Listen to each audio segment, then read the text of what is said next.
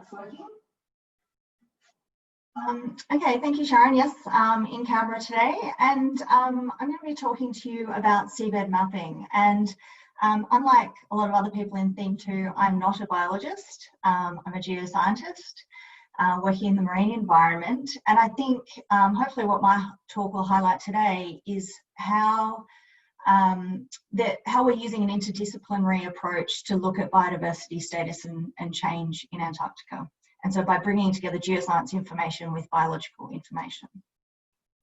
So why is seabed mapping important? Well, it's home to the diverse range of benthic species around Antarctica, but it also creates environments such as canyons that are important feeding grounds and breeding grounds for pelagic species. So it's an important piece of that interdisciplinary puzzle that will help us understand and manage the biodiversity. So what do I mean when I talk about seabed mapping? Well, at its foundation is bathymetry. So most modern icebreakers and research vessels these days are equipped with multi-beam echo sounders, and these allow us to map the seabed in 3D. And this gives us information on the depth, the shape, and the composition of the seabed. But seabed mapping can include so much more than just bathymetry.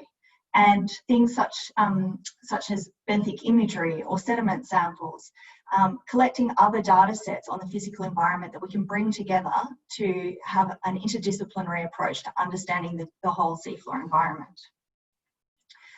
So as part of the SAEF program, I'm going to be contributing both to Themes 1 and Themes 2, and Andrew McIntosh touched on this in his talk a few weeks ago. So seabed mapping information can be used to inform past ice sheet history. And so this is just an example from the Antarctic Peninsula of some amazing seafloor features that we get through seabed mapping, things like drumlins and glacial lineations. And you can see in this picture here the flow of a past ice stream. But today I'm going to be focusing on my contributions to Theme 2 and the importance of biophysical relationships.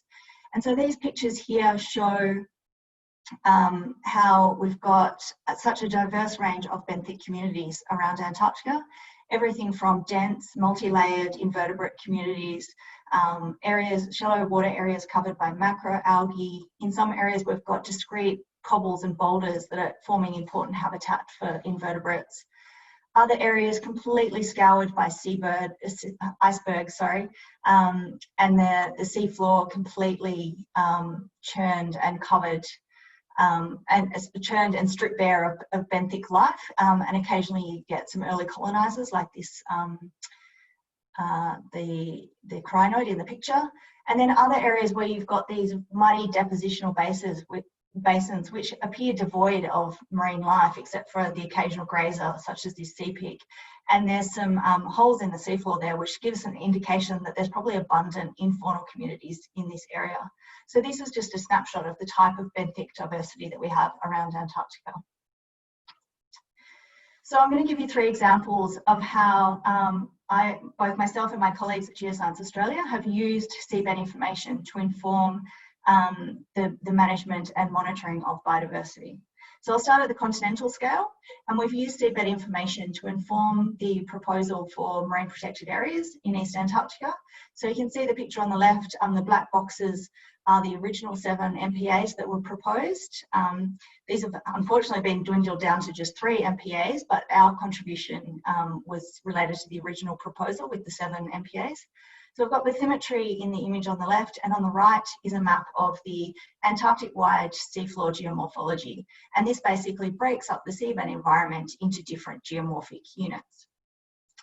And this analysis basically looked at what was within the marine protected areas and compared it to what was found in the broader East Antarctic region to ensure that what was captured within the MPAs was comprehensive, adequate, and representative. So the MPAs were defined based on both pelagic and benthic values, and there was a whole range of physical and biological data sets that went into this work. And so I'm just referring to the physical benthic data sets that Geoscience Australia contributed to this information that went to CAMLR.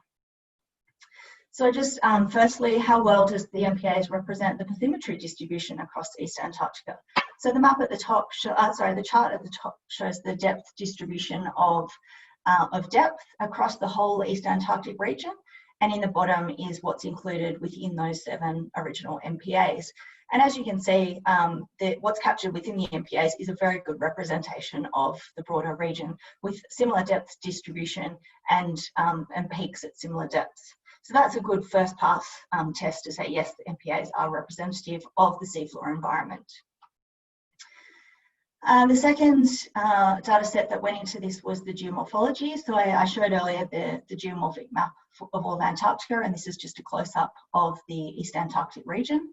And you can see that the seafloor has been broken up into the deeper waters, the slope, the troughs on the shelf, the shallow banks. There's some canyons in there. So there's a whole range of different seafloor environments around East Antarctica. And so it was just a simple comparison of what's within those marine protected areas and what's across the broader region. And so this just shows the relative area of each of those geomorphic regions across all of East Antarctica, and again, what's within those 7 marine protected areas. So as you can see for the abyssal plain, so in some of those deeper areas, we've captured 21% of all abyssal plain found in East Antarctica within those 7 MPAs. And so we did this for each of the different geomorphic units, and you can see we've captured them all well. There's up to 64% of the coastal terrain is captured within those 7 MPAs. The only one that is missing is the rough seafloor. We've only captured 0.1% of that, and we're not sure of the implications for biodiversity in terms of not capturing all of that within the MPA. So this just shows that this basic analysis, there's nothing sophisticated about this. It's just a compilation of physical data sets that was used to inform high-level management decisions at CCAMLR about the protection of biodiversity across East Antarctica. And so this was part of the puzzle, the picture that was put forward to CCAMLR to make that argument, and it was accepted by the scientific committee and is now being debated within the CCAMLR itself. My second example comes from George V Shelf, so it's more of a regional scale example. Many of you will be familiar with this photo. It's an iconic photo that was captured during the CMARC survey in 2007-8 of these really dense, multi-layered invertebrate communities with, and if you can see the orange there is the hydrocorals, which are really delicate, long-living species and are really important for understanding climate records.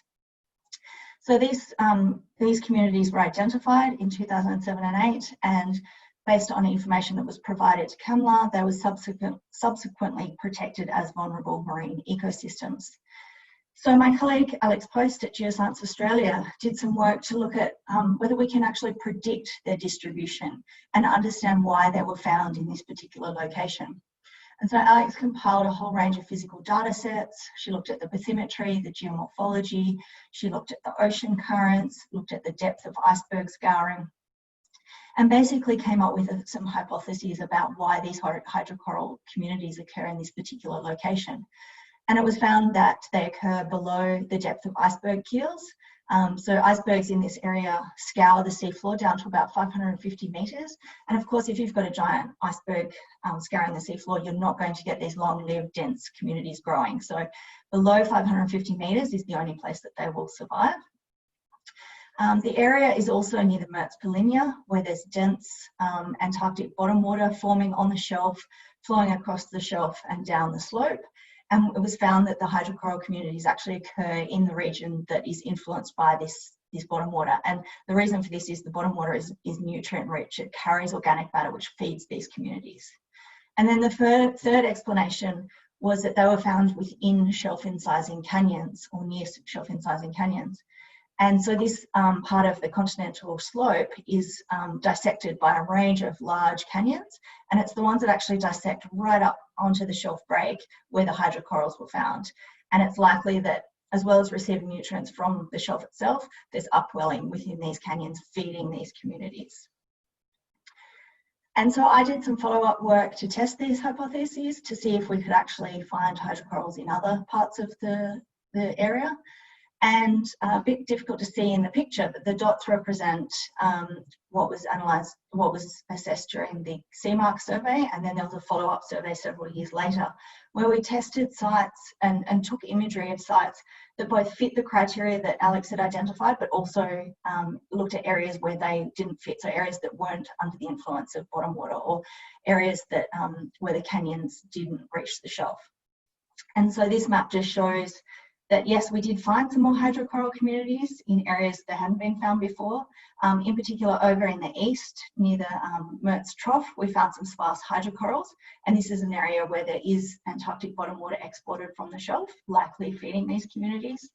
And then other sites, such as around Canyon H, where although it's a shelf incising canyon, there's no influence of bottom water in this region, so the communities aren't able to survive here. And so what this basically did is show that yes, it confirmed the existing evidence. And so the next step with this work is to work with CAMLA to figure out if we need to actually extend the area that has been designated as a vulnerable marine ecosystem to ensure that we've captured all of these communities, but also to look at other parts around the Antarctic margin to see in areas where there's similar conditions, whether these hydrocoral communities do actually have a broader distribution, and if so, can we protect them? My last example is from the Vestfold Hills. So I've done quite a lot of work in the Vestfold Hills over the recent years around Davis Station in the shallow waters. And in these areas, we've done integrated surveys. So we've collected multi-beam bathymetry data on these small workboats, but we've also taken a lot of underwater imagery, collected a range of sediment samples, and really tried to get a comprehensive picture of what the seafloor environment and the benthic communities that live there, what's really there, so that we can understand it and better manage it, because this is a high use area. And so we collected the physical data sets, so the bathymetry, which we can then derive slope information.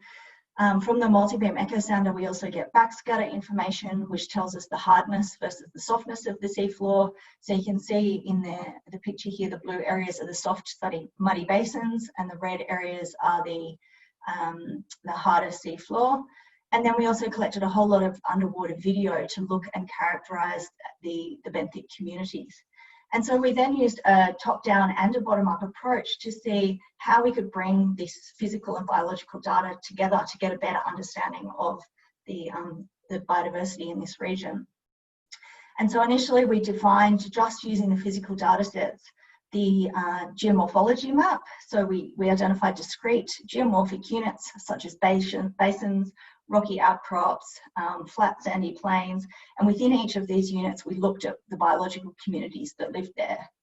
We then also used a bottom-up approach where we looked at all of the biological information. We dissected it into discrete biological communities and then looked at the physical habitat characteristics of where these discrete communities were living.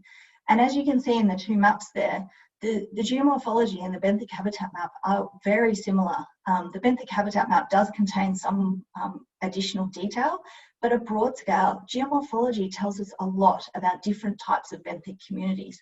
So in areas where we can't go and do detailed, time-consuming, expensive biological sampling, we can use physical information about the seafloor to inform us about the types of communities that might live there and their distribution around Antarctica. To take this work a little bit further, Graham Clark did some work looking at light-driven tipping points. So this is kind of an ecosystem threshold where in these shallow water environments, we've got these shallow rocky areas which are home to these really diverse invertebrate communities, and these are protected because they're covered most of the year in sea ice, and this limits the amount of light into these areas. But not so far away, we have very similar shallow rocky outcrops that are covered in these dense macroalgae communities. And in these areas, there's less sea ice. The sea ice breaks out earlier, so there's sufficient light available for these macroalgae communities to bloom each summer.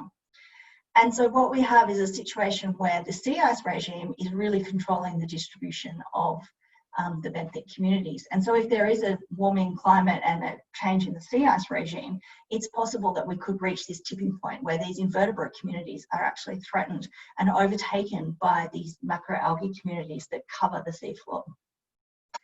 And so again, just using physical data sets, extending the mapping around the Vestfold Hills region, we've mapped out the bathymetry so we can identify where those shallow rocky areas are. We've got the slope and the backscatter, again, to tell us where those hard bits are. And compiling all the information we had about where the macroalgae actually live, we were able to create a potential macroalgae habitat map.